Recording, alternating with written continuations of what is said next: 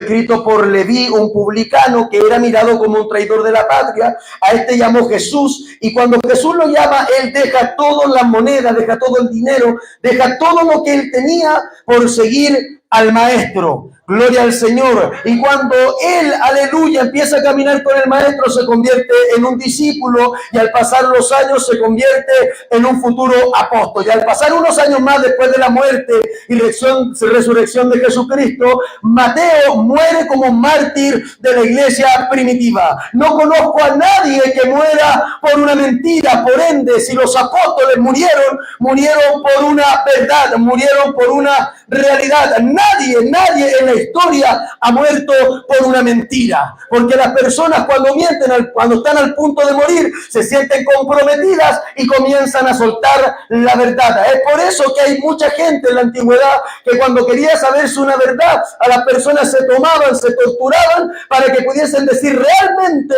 lo que sentían, para que dijesen realmente lo que acontecía, realmente pudiesen soltar el secreto que esta persona contenía. Entonces los apóstoles fueron perseguidos. Los discípulos de Jesús fueron, aleluya, de a poco exterminados, aleluya, por el imperio romano. Comenzaron a seguir a los cristianos para que negasen su fe. Y dice, aleluya, la historia, que tomaban algunos cristianos y los ponían en el camino, los quemaban y los ponían como antorchas de fuego, y los quemaban y moría la gente por su fe. ¿Cuánta cantidad de personas han muerto a través de la historia por la fe en Jesucristo? Y si han muerto es porque este evangelio es veraz, es porque este evangelio es verdadero, es porque este evangelio no miente. Los hombres mienten, las mujeres mienten, las personas mienten, pero Dios es real y es fiel y verdadero. Yo soy el camino, la verdad y la vida. Nadie viene al Padre sino por mí. Si hay uno que no miente, se llama Dios. Y la Biblia dice que Él no es hombre para que mienta, ni hijo de hombre para que se arrepienta. Lo que Él dijo no lo hará, lo que Él prometió no lo ejecutará. Aleluya.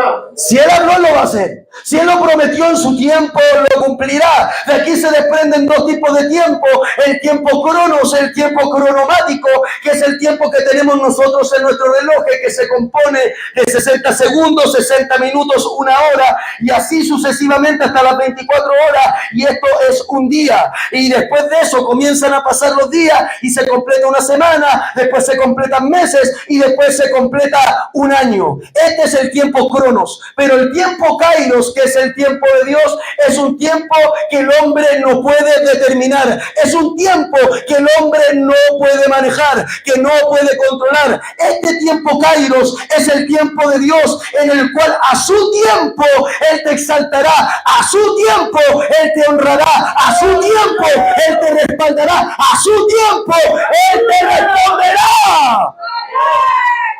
No es a nuestro tiempo, es al tiempo de Dios. Y la Escritura dice que había una religión que se oponía al maestro. Esta religión o esta secta eran los famosos llamados fariseos. Los fariseos eran doctores de la ley. Los fariseos eran los que estudiaban la Torá, y en ese tiempo estudiaban la Tanakh. ¿Qué era la Tanakh? La Tanakh era un libro que se componía de los primeros 5 libros de la Biblia, el Pentateuco. De ahí, aleluya, la Torá. Luego de eso se compone de los libros sapiensales de sabiduría, los escritos, y termina con los profetas y el libro de los 12. Entonces, todo judío, todo hebreo en los tiempos de Jesús conocía todo el Antiguo Testamento que nosotros tenemos. Por lo tanto, los fariseos eran expertos. Los fariseos eran los que seguían con los cultos. Los fariseos eran los que se reunían cada Shabbat, arriba de 10 personas, para realizar un culto, para adorar a Yahweh, para ayudar a Jehová, para alabar al Dios Todopoderoso, al Dios que libertó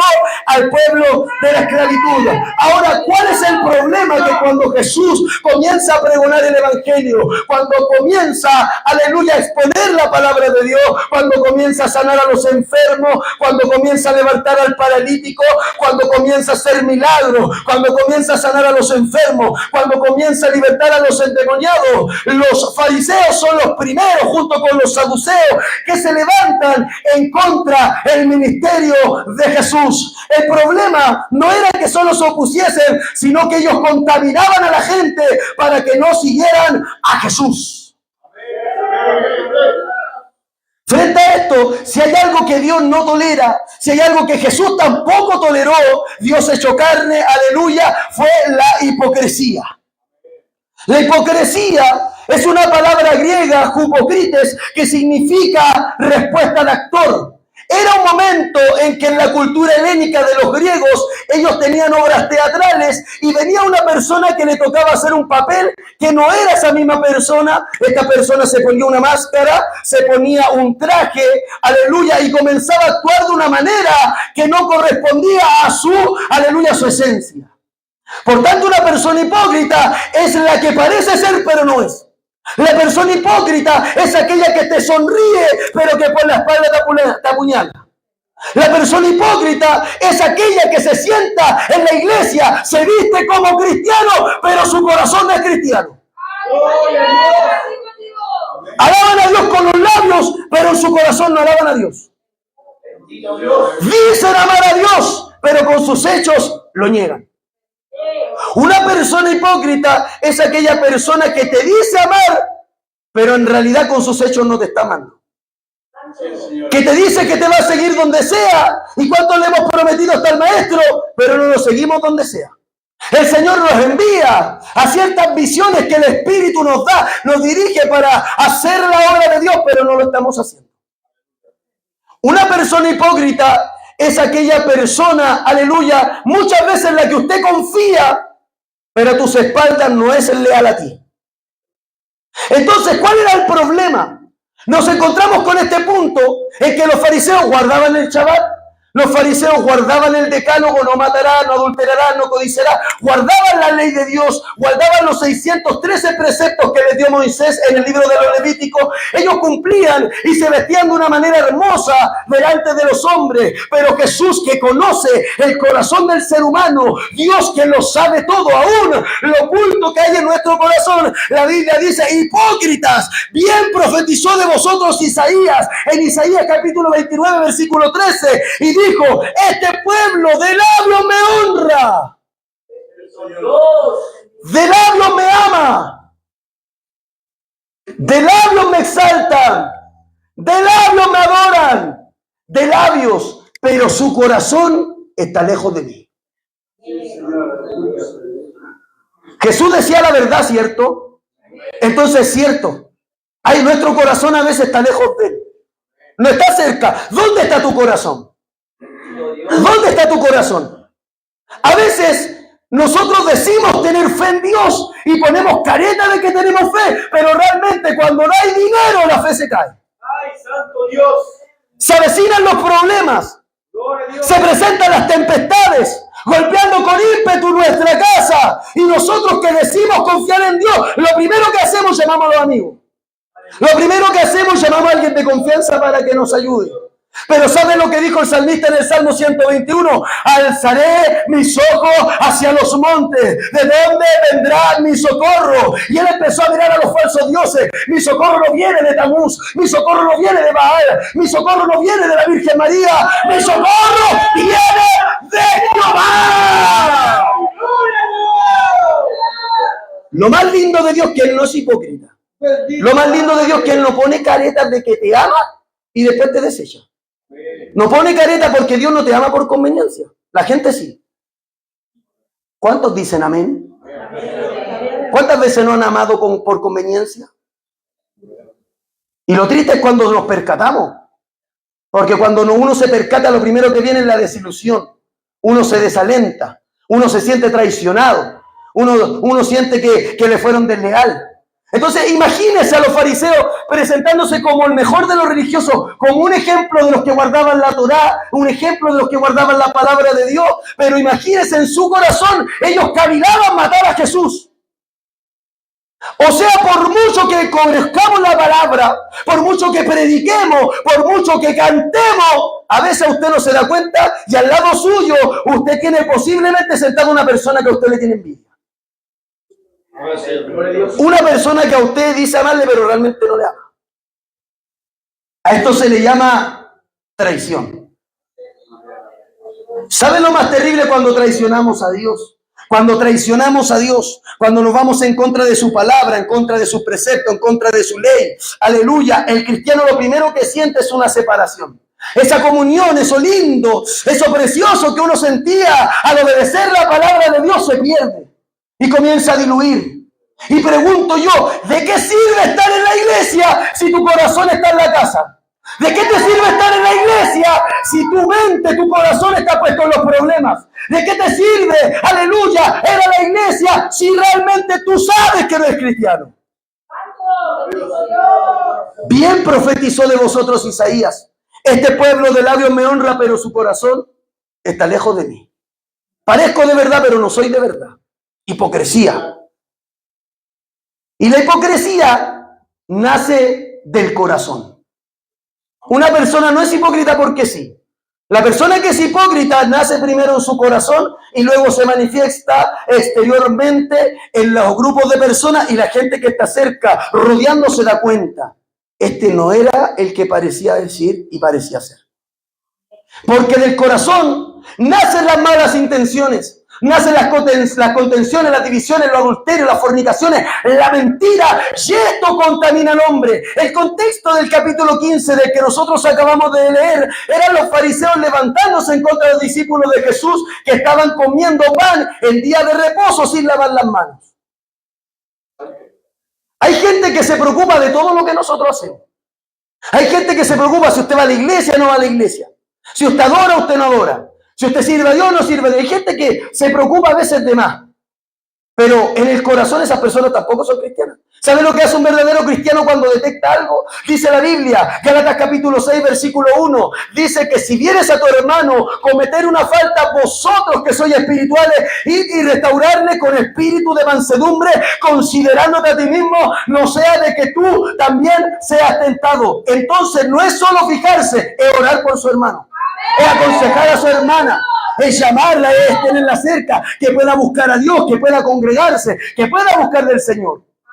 Si de nada le sirve calentar una silla si su corazón no está convertido. Esa es esta palabra. ¿Dónde está tu corazón? Si tu corazón parece cristiano, pero sabemos que no es cristiano. Usted parece cristiana, pero en su corazón usted no sabe, usted sabe que no está teniendo un comportamiento como cristiana. Hipócritas. Este es el día en que nosotros nos tenemos que sacar las máscaras, hermano. Este es el día en que el Señor a través de esta palabra, hermano, te va a ayudar, te va a fortalecer y te va a convertir de verdad. ¿Cuántos lo creen? Esto se trata de creer. Y la Escritura también relata de la palabra corazón en el hebreo, de la palabra lev, significa el centro de la persona. Ese es el corazón, el centro de la persona donde se manifiestan las emociones, la voluntad y la mente. Emociones, la voluntad y la mente. Ahí, ese es tu corazón para Dios. En el griego, cardía, por eso se habla de cardíaco. Cardía describe el corazón como el lugar donde se deposita la fe, donde uno se convierte y desde donde uno comienza a santificarse. Por ende, si a usted no se santifica, usted no se convierte, usted no tiene fe, es porque hay un problema en su corazón. Y no hablo de su corazón físico, que es el músculo cardíaco que bombea sangre y que regula la temperatura en su cuerpo. No hablo de ese corazón. Hablo del corazón, aleluya, que usted le tiene que entregar a Dios. Hablo del corazón que le pertenece al Señor. El problema es el corazón. ¿Dónde está tu corazón? ¿Está aquí con nosotros? ¿Aló? ¿O está en la casa? ¿Está aquí o está en el trabajo? ¿Está aquí o porque no tenemos la casa para comer el pan? ¿Dónde está? ¿Dónde está tu corazón? ¿Está cerca de Dios o está lejos de Dios? ¿Dónde están tus emociones? ¿Dónde está tu mente? ¿Dónde están tus sentimientos? ¿Están cerca de Dios o están lejos de Dios? La Biblia dice en Génesis capítulo 19, un hombre llamado Lot, sobrino del padre de la fe, llamado Abraham. Dice la Escritura que él estaba sentado a las puertas de Sodoma. Vienen unos ángeles que vinieron a dar juicio de parte de Dios. Y dice la Escritura que escapa la familia, aleluya, de Lot, su mujer, y sus 2 hijas, de la cual nosotros sabemos que la mujer de Lot miró hacia atrás y se convirtió en estatua de sal por desobedecer lo que Dios les había mandado por medio de los ángeles, que era: tú sales pero no mires atrás. Esto me hace recordar la palabra cuando dice que quien pone las manos en el arado y mira hacia atrás no es digno de mí. ¡Santo! ¡Bendito Dios! Salieron de Sodoma, salieron de Gomorra, vino la destrucción, ardió en fuego por causa de la inmoralidad sexual que había en Sodoma y Gomorra y en 3 ciudades vecinas. Luego ellos escapan a Zoar, una de las 5 ciudades, y dice la escritura que se esconden en una cueva, y en esa cueva las niñas, las hijas de Lot, emborrachan al padre y dicen dentro de sí: no hay hombre, por tanto no va a haber descendencia, embriaguemos a nuestro padre y tengamos, aleluya, y conozcámonos con él, para que nosotros podamos concebir de él un hijo y nosotros podamos continuar en esta tierra. Esa práctica se llama incesto, que está prohibida por la ley de Dios. Los hijos no descubrirán la vergüenza de su madre, ni los padres descubrirán la vergüenza de sus hijos. Está prohibido por la escritura que usted esté con un hijo y que el hijo tenga una relación con la madre o con el padre. Estrictamente prohibido por la palabra de Dios. Esto es abominación delante de Dios. ¿Qué nos damos cuenta? Que cuando la mujer de Lot va saliendo, su corazón nunca salió de Sodoma. Amén. Cuando Lot entra a la cueva con sus 2 hijas que aparentemente habían escapado de Sodoma, Sodoma había sido destruida, pero en el corazón de la niña de Lot aún estaba Sodoma, aún estaba Gomorra, aún estaban esas costumbres paganas que Dios aborrece. El corazón parecía obedecer a Dios, parecía estar cerca de Dios, pero con sus hechos manifestaron que ellos salieron físicamente, pero sus emociones, sus sentimientos, su mente seguían, aleluya, en Sodoma. Aleluya. Josué capítulo 7, la Biblia relata el pecado de Acán. Acán habían estado en una guerra, si no mal recuerdo, con Babilonia, no me acuerdo cuál era el pueblo, que entran en guerra, que era un pueblo que estaba maldecido por Dios, el cual se le llama el pueblo del anatema. Y Dios prohibió estrictamente que cuando sitiasen en la ciudad con Josué, que alguien tomase cosa alguna del anatema. Y la escritura dice que destruyen la ciudad, la conquistan, pero algo pasó. Un hombre llamado Acán tomó del anatema y lo escondió debajo de su tienda. Su corazón parecía obedecer a Dios, pero con sus hechos negó de que Dios estaba con él. Luego Josué fue a la guerra y empezó a perder en la guerra. Y él dijo: algo pasa, estamos sometiéndonos a Dios. Dice la Biblia: esfuérzate, sé valiente, porque Jehová tu Dios estará contigo donde quiera que tú vayas. Pero en un momento de la historia de Josué parecía que Dios no estaba con él. Algo sucede. Y comienza a hacer lo que hacemos los varones de Dios, que Dios nos ayude. Se puso a orar. Y cuando ora, Dios le revela por qué estaba pasando lo que estaba sucediendo en el pueblo, que los pueblos extranjeros estaban, aleluya, pisoteando al pueblo de Dios. Y Dios le muestra que había una persona dentro del pueblo que la estaba afectando a todas. Una persona que no estaba unánime, una persona que no estaba en un solo sentir, una persona que no tenía el corazón para Dios. Y contaminaba al resto. Y el pueblo comenzó a tener mortandad y gente inocente murió por culpa del que había tomado del anatema. Pero Dios le reveló al hombre de Dios quién era el anatema, y dice la escritura que se pone delante de él y le dice: confiesa. Y él le dice: es cierto, yo tomé del anatema el dinero, el manto babilónico y un lingote de oro, y por causa de eso el pueblo de Dios era destruido. Entonces dice la escritura, lamentablemente, que todo el pueblo a una apiedraron a Acán y lo exterminaron a él y a su familia. Y la mortandad en el pueblo cesó. ¿Se da cuenta que a veces nosotros solemos tener más amor que Dios? Cuando hay gente que contamina, algo hay que hacer. Cuando hay gente que contamina el ambiente, algo hay que hacer. Cuando hay gente que no permite que la gloria de Dios fluya, algo hay que hacer. ¿Le ha pasado a usted cuando adora a Dios, cuando exalta al Señor, se pone a mirar al lado y hermano, luchado? Triste, mire, yo puedo entender que tengo una lucha, está atravesando una dificultad, pero hay hermanos que no son cristianos. Y Y eso Dios detesta, eso Dios aborrece. Mateo capítulo 23, un capítulo entero de Jesucristo. Sí, Jesús, amor, comenzó a decirle las cosas en la cara a los fariseos y saduceos. Nunca habló a los gentiles, nunca habló a los hebreos que no manejaban la Torá, sino que habló con los religiosos, con los líderes, y le dijo: vosotros sois hipócritas, porque amáis el estar enfrente de todos los hombres para ser admirado y aplaudido por los hombres, pero su corazón está lejos de mí. Vosotros diezmáis la menta, el eneldo, el comino, pero olvidáis lo más importante de la ley: la justicia, el amor y la fe. Entonces es necesario hacer esto sin dejar de hacer esto otro. Vosotros, fariseos, aleluya, sois hipócritas, porque vosotros vais a predicar la palabra, hacéis prosélito, y a esa persona la convertís en 2 veces hijo del infierno que vosotros. Hipocresía, hipócritas, máscaras de cristiano. Pero la escritura relata que Josué tuvo que sacar a tal personaje de la congregación. Éxodo nos muestra que cuando el pueblo es sacado de Egipto, el pueblo de Israel, dice la escritura que vagaron 40 años por el desierto, y esta historia la conocemos todos. El problema no era de que Dios había sacado a Israel de Egipto, sino que Egipto no había salido del corazón de los israelitas. ¿Ves que tenían un problema? Devolvámonos a Egipto. Ahí teníamos sepultura. Cuando tenían hambre, devolvámonos a Egipto, porque ahí teníamos que comer, teníamos que beber. ¿Pero a costa de qué? De la libertad. ¿A costa de qué? De ser esclavo de los vicios. ¿A costa de qué? De ser, aleluya, agredido. ¿A costa de qué? De ser una persona depresiva. ¿A costa de qué? No ser libre. Aleluya.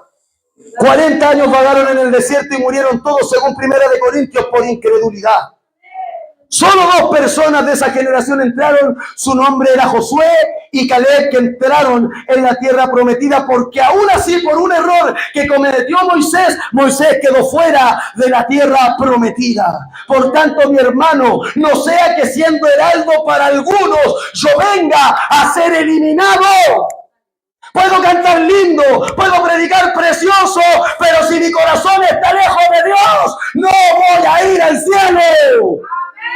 ¡Gloria a Dios! Ezequiel capítulo 8, la Biblia relata que habían 60 sacerdotes que hacían culto a Jehová aparentemente, pero se le aparece a Ezequiel un personaje, lo cual se dice que es una cristofonía, una aparición del Hijo de Dios en el Antiguo Testamento, un Cristo, aleluya, preencarnado, y dice la Escritura que se le aparece que de aquí para arriba era fuego, y de ahí para abajo mitad resplandor, mitad fuego, mitad resplandor, y dice que sus pies eran como el bronce refulgente, o sea, como un bronce que brillaba por la gloria de Dios. Y dice la Escritura: ven, hijo de hombre, y gánate en la puerta del templo, y cuando estés en la puerta, mira la pared, ahí hay un hoyo, y anda al hoyo y empieza a escarbar. Y dice que el profeta Ezequiel comienza a escarbar la pared, y cuando, aleluya, empieza a sacar las piedras, se dio cuenta que detrás de la pared había una puerta, y detrás de esa puerta dice: entra, hijo de hombre, y ve las abominaciones que hace el pueblo a escondidas. Abre la puerta y dice que se encuentra con imágenes de reptiles, que se encuentra con idolatría, con paganismo, y dice que habían 60 sacerdotes que rendían culto aparentemente a Jehová, pero realmente se lo hacían en dirección a los falsos dioses. Aparentemente servían a Dios, pero su corazón estaba lejos de Dios. Bendito Dios. Esto es un problema grave. Imagínense cuántos años llevan el Evangelio. 1 año, 2 años, 3 años, 5, 10, 15, 20, 25, 30, 50 años en el Evangelio. Y te pregunto, ¿dónde está tu corazón? ¿Salió de Egipto? ¿Salió de Sodoma? ¿De verdad recurrimos solamente a Dios? ¿Recurrimos a su palabra, a la predicación? ¿Sabe cuáles son los síntomas de una persona que está lejos de Dios? Primero, no ama la palabra. Segundo síntoma, las alabanzas le cargan. Tercer síntoma, empiezan a consultar a las cartas, al horóscopo, para lo que él vive, para tener una respuesta, a ver si tienen buena suerte. Síntomas de tibieza espiritual, síntomas de que tu corazón ferviente se está alejando de Dios, y esto es un problema porque Salmos capítulo 91 la Escritura dice que el que habita bajo el abrigo del Altísimo morará bajo la sombra del Omnipotente. Dirá Jehová, esperanza mía, mi castillo, mi refugio, en quien confiaré. Caerán mil a tu diestra y 10.000 a tu siniestra, mas a ti no llegarán, porque el que está cerca de Dios está seguro.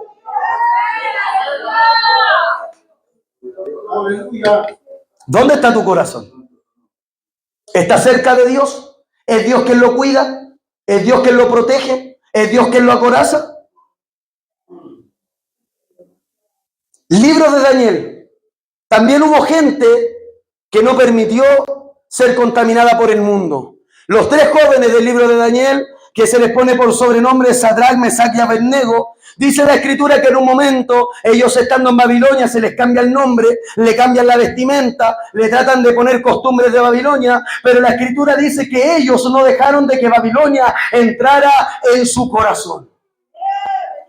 Estaban en medio de Babilonia, pero Babilonia no estaba en el corazón de ellos, y el rey los manda a llamar. Así que vosotros no los pusiste de rodillas cuando tocaron la trompeta que yo mandé a que quien no se ponía de rodillas tenía que ser lanzado en el horno de fuego, y ustedes desobedecieron esta ley, por ende tienen que ser arrojadas al horno de fuego. Esto intimida a cualquiera. Estar entre la espada y la pared, que te vayan a poner un balazo por causa de Cristo, es un problema fuerte. No cualquiera, aleluya, se mantiene en la línea del cristianismo. Y dice la Escritura que estos jóvenes dijeron: mira, rey, primero nosotros no vamos a idolatrarte, no nos vamos a poner de rodillas, y nuestro Dios nos librará. Y si no nos libra, no voy a doblar mis rodillas delante de ti.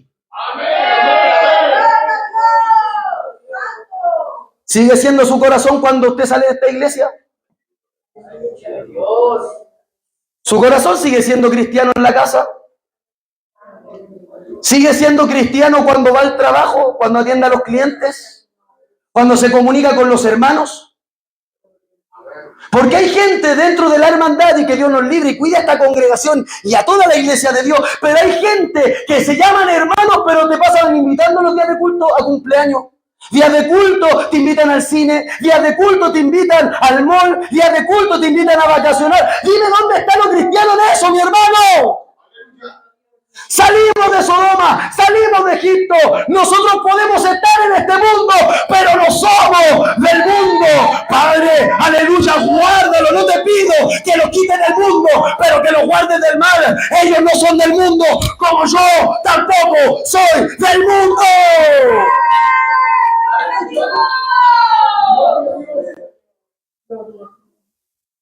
Ante las amenazas de la muerte, hubo un discípulo llamado Policarpo, según la tradición cristiana, que él había servido casi 90 años al Señor, y él enseñaba la palabra. Se dice que Policarpo era discípulo de Juan el Amado, y que él era obispo de la iglesia, si no mal recuerdo, en Antioquía.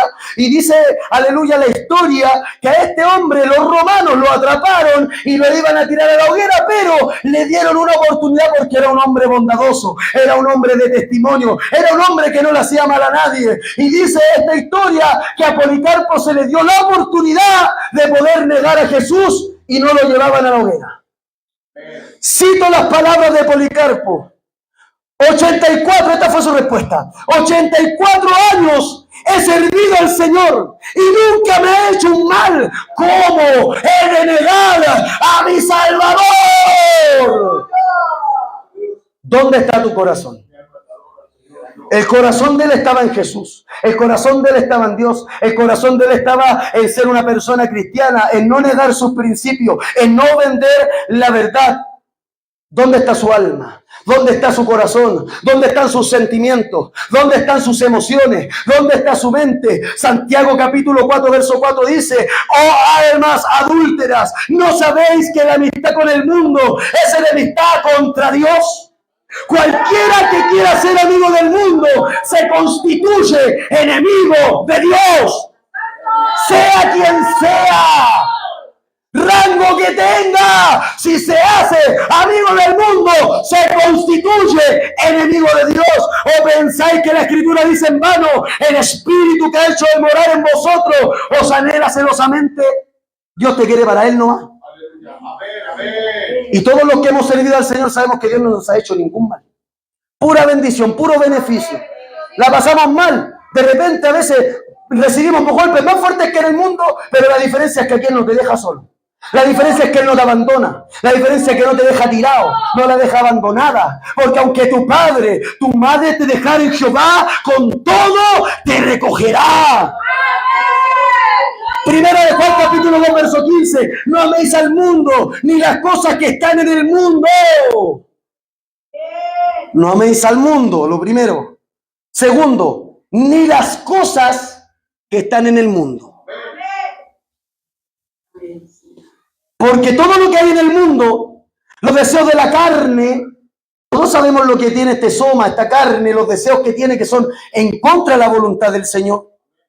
Los deseos de los ojos, ayúdanos Señor. Y la vanagloria de la vida, eso de querer ser visto, de querer ser reconocido en una comunidad, de querer ser el que canta mejor, el que toca mejor, el que predica mejor, el que coordina mejor, la que limpia mejor, la que mejor trata al esposo, el esposo que mejor trata a la esposa, no. Vanagloria de la vida no proviene del Padre, sino del mundo. ¿Dónde se compite? En el mundo. En el mundo se compite en el deporte, en el mundo te dan premios por sacar la mejor nota en el colegio, en el mundo te premian por ser el mejor del mejor. Pero aquí en el Evangelio, al que se humilla, dice la Escritura que Dios exaltará a su tiempo. Y la Escritura sigue diciendo, el mundo pasa y su deseo, pero el que hace la voluntad de Dios, ese permanece para siempre. Segunda de Timoteo capítulo 2 verso 9, la Escritura dice, hablando también del corazón de Demas, Pablo le dice a Timoteo, procura venir a verme pronto, porque Demas me ha desamparado amando este mundo y se ha ido a Tesalónica. Hay gente que caminó con nosotros, es verdad. Es una pena que se hayan apartado del Señor. Es una pena que se hayan descarriado. Pero ¿qué está haciendo usted? ¿Qué estoy haciendo yo? ¿Qué pasó con la oración de fe? ¿Qué pasó? Dice la Escritura que había una viuda, aleluya, que va donde un juez injusto y le empieza a insistir que le hiciese justicia, hasta que este juez injusto le hizo justicia porque dijo, no voy a hacer que me colme la paciencia, entonces le vamos a hacer justicia a esta viuda. Y la Escritura dice, así vosotros tenéis que perseverar en la oración. ¿Dónde está tu corazón? ¿En los centros de rehabilitación? ¿En la psicología? ¿En la medicina? ¿En los estudios? ¿En la universidad? ¿Instituto? ¿En el jardín? ¿Dónde está su corazón? ¿En quién usted confía? ¿Dónde están sus sentimientos, sus emociones? ¿Cuál es su centro? ¿Dónde está tu corazón? Parece cristiano, sí es verdad. Uno mira las obras de algunos y uno dice, sí, parecen cristianos. Aleluya. Pero la Biblia te dice hipócrita. Bien profetizó de ti Isaías. Bien profetizó de ti Isaías, porque tú me honras de labios, pero tu corazón está lejos de mí. Parece ser, pero no lo es. Discernimiento de espíritu es un don mencionado en 1 Corintios capítulo 12, que no es decir esto es bueno y esto es malo, porque eso es fácil decir esto es blanco, esto es negro, eso es fácil identificarlo. El verdadero discernimiento de espíritu es aquel que te hace distinguir lo bueno de lo que parece bueno. Te hace distinguir la verdad de lo que parece verdad. Te hace distinguir del verdadero cristiano al que parece ser verdadero cristiano. Y este es el gran mandamiento. Marcos capítulo 12, verso 30. Llamarás al Señor tu Dios con todo tu corazón. ¿Dónde está tu corazón? Amarás al Señor tu Dios con todo tu corazón, con toda tu alma, con toda tu mente, con toda tu fuerza. Este es el principal y gran mandamiento. Acercaos a Dios y Él se acercará a vosotros, pecadores, limpiad las manos y vosotros los de doble ánimo, purificad vuestros corazones.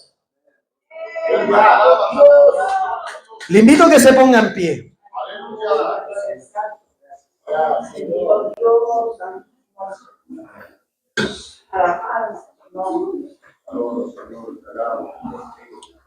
Donde esté vuestro tesoro, ahí estará vuestro corazón.